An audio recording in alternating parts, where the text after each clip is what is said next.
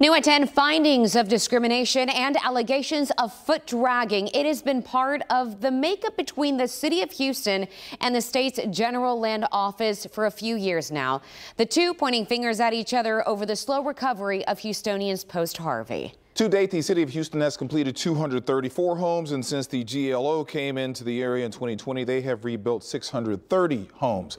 Still, there are homeowners who feel that they have not been made whole. One of them is living in a local motel and reached out to KPRC2 Investigates Mario Diaz for answers. Total hell, to be honest with you. I had hell with Houston. I'm having hell with the state. James Brown has had a rough go now for nearly 5 years. He's 77, a lifelong Houstonian. He also knows a thing or two about hurricanes. I don't usually run from them. I was in surgery the day before double hernia. Carla was the baddest back in my day, supposedly. But not as bad as Harvey. The storm washed away his home in southeast Houston. And ever since, he's been fighting to get into his new one. We are sorry. There is no one available to take your call. Brown claims he is not getting many answers from the Texas General Land Office regarding his concerns over what he views as bad construction. As a former construction worker, Brown says he knows when it's a piece of crap and when it's not, pretty much, yeah. And this home behind you? Piece of crap. Brown says there are a few reasons why. One of them, an AC unit placed on a dirt mound. Its foundation already eroding with rainfall. The GLO admits more dirt was recently added post-inspection due to rain.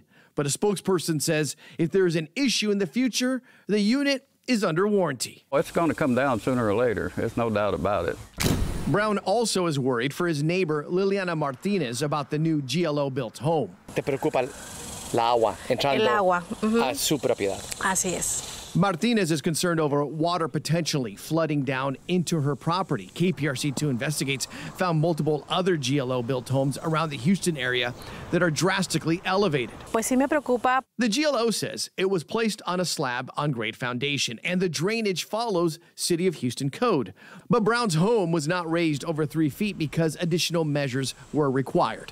It is slow, it is long, it's ridiculous. I blame the city and the state. Brown says the city of Houston dragged their feet initially, forcing he and his wife, who suffers from Alzheimer's, to live in their old, damaged home for years. That's why it is open. Now home is a Motel 6. Brown says the GLO relocated them into this room back in March.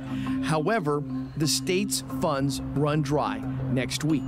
The GLO says his home has been move-in ready for over a month, but he believes otherwise, even though he claims the GLO office told him to sign paperwork to release the home or else. A lockout is what they called it.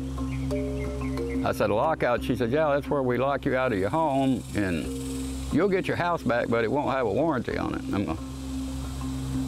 That almost sounds like blackmail to me. Brown tells me he is trying to get an attorney to help him get his concerns properly addressed. The GLO tells KPRC2 Investigates they urge Brown to get in contact with them to take possession of his new home as time is running out and they view it as completed. Mario Diaz, KPRC2 Investigates.